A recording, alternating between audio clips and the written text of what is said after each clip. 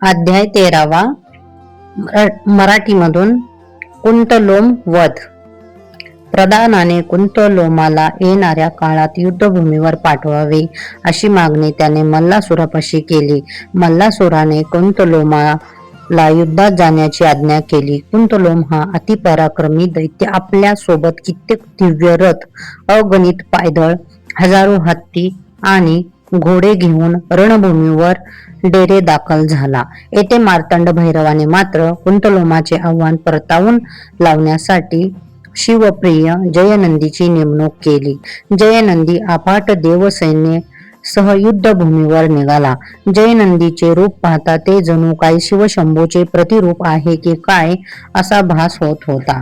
त्याच्या हाती शिवानीच्या प्राणनाथाप्रमाणे अर्थात श्री शंकराप्रमाणे दिव्य त्रिशूळ होते. गळ्याभोवती सापांचे वेटोळे होते. स्वर्ण रथात बसून तो रणभूमीवर निघाला तेव्हा त्याच्या सोबत हजारो लाखो शिवगण, वेताळ, भूत, पिशाच यांची प्रभावळ देखील निघाली.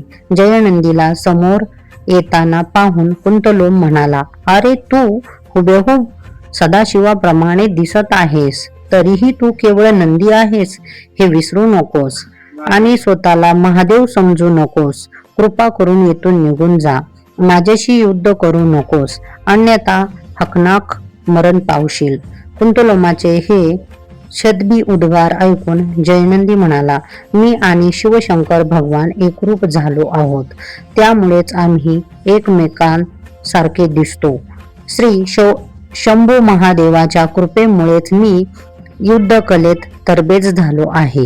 श्री मार्तंड भैरवाची आज्ञा शिरोधार्य मानून मी तुझ्याशी युद्ध करावयास आलो आहे. तेव्हा चल, शब्दाचे खेळ खेळण्याऐवजी युद्धाला तयार हो. तुझ्या पापाचा घडा भरून कित्येक दिवस उलटले असल्याने मी तुझ्या त्या पापाचा घडा आज फोडणार आहे. तुला तुझ्या पापकर्माची सजा देण्यासाठी यमराज आतुरतेने तुझी वाट पाहत आहेत, तेव्हा मृत्यूदंड स्वीकारण्यासाठी तयार राहा. जयनंदीच्या या बोलण्यामुळे कुंतलोम संतापला. त्याने युद्धाचे रणशिंग फुंकले आणि तो जयनंदीवर धावून गेला. दोन्ही वीरांमध्ये तुंबड युद्ध सुरू झाले. कुंतलोम आणि जयनंदी यांच्यात घमासम युद्ध सुरू झाले. एकमेकाचे सैनिकही एकमेकांशी प्राणपणाने लढत होते. कुंतलोमाने जयनंदीवर एका पाठोपाठ एक अशा गतीने लक्षावधी बाणांचा वर्षाव केला. जयनंदीने अत्यंत सहजपणे सर्व बाण आपल्या खड्गाने तोडून टाकले. दोघांमध्ये अनेक प्रहर युद्ध सुरू होते. सरते शेवटी जयनंदीने त्याच्या भात्यातील एक दिव्य बाण कुंतलोमावर सोडला. या दिव्य बाणामधील पाशवी शक्तीमुळे कुंतलोमाचे हृदय छिन्न विछिन्न झाले. काही क्षणातच तो गतप्राण झाला. कुंतलोम गतप्राण झाल्यानंतर जयनंदीने आणखी एक अभिबाण सोडून कुंतलोमाचे तिथेच अंत्यसंस्कार देखील केले. जयनंदीच्या विजयामुळे देवसेना अतिशय आनंदित झाली. सर्व देवदेवतांनी स्वर्गातून जयनंदीवर पुष्पवृष्टी केली. उल्कामुख कुंतलोम यासारखे अक्राळ विक्राळ दैत्य परलोकी गेल्याने श्री मार्तंड भैरवास आनंद झाला असला तरीही मल्लासुराचे मात्र धाबे दणदणले होते.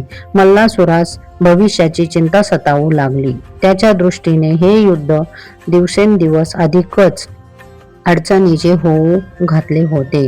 विजयाचे पारडे श्री मार्तंड भैरवाच्या बाजूने झुकत असल्याने जाणीव त्याला झाली असली तरीही मणिसुराच्या रूपाने नामी मोहरा अजूनही शेष होता, ही त्याच्या दृष्टीने जमेची बाजू होती. कुंतलोमाच्या मृत्यूने या अध्यायाची समाप्ती ग्रंथकाराने केली आहे. अध्याय 13वा संस्कृत मधून. ओम अश्वरुद्राय विद्महे श्रीमासा कांताय धीमहि तन्नो मल्लारी प्रचोदयात. श्री गणेशाय नमः. श्री सरस्वते नमः. श्री गुरुवे नमः. श्री मार्तंड भैरवाय नमः. जय जय जिमल सावरा दैन्य कुळ विध्वंसक दिनकरा भक्त काम कृपाधर्म उदारा सचिदानंद अनंतमूर्ती उल्कामुख गजानने वदिला. तेने मल्लासुर दुःख पावला म्हणून कुंतलोमा धाडिला. सैन्य आपले घेऊन या. इंद्र उवाच, हा दैत्य प्रतापी बहुत याने मजला बहु वेळा जिंकले सत्य याशी युद्ध माझी टिके धैर्यवंत देवा माझी नशेची मार्तंड वाचे बोले वज्रधारी दैत्याचे भय तुझ झाले भारी हा दैत्य मशक आशे निर्धारी याचा वध जयनंदी करील तू अस्वस्थ असावे आपोल्या शिबिराप्रती जावे आपुले सैन्य सिद्ध करावे युद्ध लागी सत्वर जयनंदी सशिव आज्ञा करी म्हणे रे तू जाऊनी कुंतलोमा मारी सकळ सैन्य वधुनी समरी विजयी होऊनी येई गा शिवाची आज्ञा वंदुनी सिरी जयनंदी आपुले सैन्य सज्ज करी सकळ सैन्य घेऊनी उर्थारी जयनंदी रणास आलाशे जयनंदी शिवाचा प्रेम कर शिवा ऐसा असे पंचवदन दशबाहू आयुधा सहित वीर नागभूषण साजिरी त्रिशूळ डमरू पिनाक बाण खडगास परशु मृग अंकुश चिन्ह जटा मस्तकी चंद्रभूषण मुंडमाळा विराज तसे शिवरूपास नशे उना परी कंठी हलाहाल नसे जाना हरती बैसुनी सकळ सेना घेऊन रणभूमीस आलाशे ऐसा जयनंदी वीर रणी पातला सत्वर देव करीती जय जयकार सिंह नादे करुणिया कुंठ लोमा रथ लोटून पुढे आला निजबळे करून म्हणे कोण हा पंचवदन युद्धा लागी आलाशे पंचवक्र मुकुटधारी मस्तकी अर्धचंद्र निर्धारी दाही आयुध्य शोभती की नागभूषण शोभतशे म्हणे तो महेश की काय किंवा शिवाचा किंकर होय नामा विधान काय तेने निरोप मजप्रती आरे मूर्खा एक वचन तुझ मरण काळी झाली भ्रम तरी तुझ समरागणी मारीन संशय चित्ती न ठेवीचे अरे शतमूर्खा पापराशी तुला शिवनिंदा केली कैशी आता छेदन जीवेशी निश्चयशी जाणीजे जयनंदी युद्ध कुशळ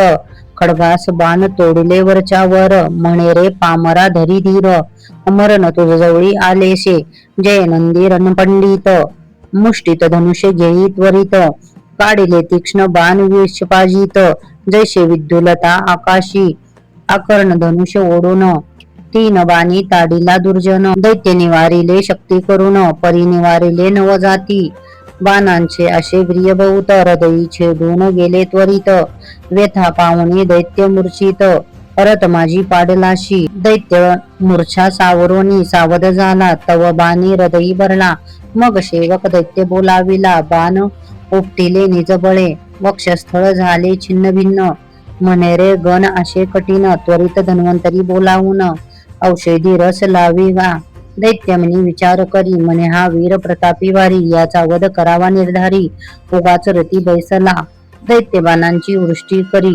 विसावा खाऊ न देई क्षणभरी देव सैन्य त्राशिले भारी दैत्य प्रतापे करून या हे जयनंदीने अवलोकून दिव्य घेतले पाच बाण महेश्वरी अस्त्र मंत्रोन दैत्य विंदेला निजबळे जयनंदी हतबल झाला पाहून कुंतलोमा हर्षे बोले वचन म्हणे रे शिवाचे सोंग घेऊन युद्धाला गी आलाशी आता हे सोंग टाकी जड करी तुझे स्वरूप दाखवे निर्धारी नाही तरी पलायन करी आज्ञा तुझ असे ऐसा चंडाळ निशाचर कुशब्दे ताडी जैसा विखार हृदयी खोचले शब्द शर दुर्जनाचे ते समय जयनंदी लज्जा पावला बहुत हृदय स्मरे उमाकांत म्हणे कृपाळू होऊनी त्वरित दैत्यवध सत्वर करी जयनंदी क्रोध संपन्न शेष रक्त झाले नयन जैसा प्रलय काळी अग्नी विश्वसहारी क्षण मात्रे धनुष्य घेऊनी सत्वर दिव घेतले पाच बाणद्वारा पशुपती अस्त्रे मंत्रुनी क्रूर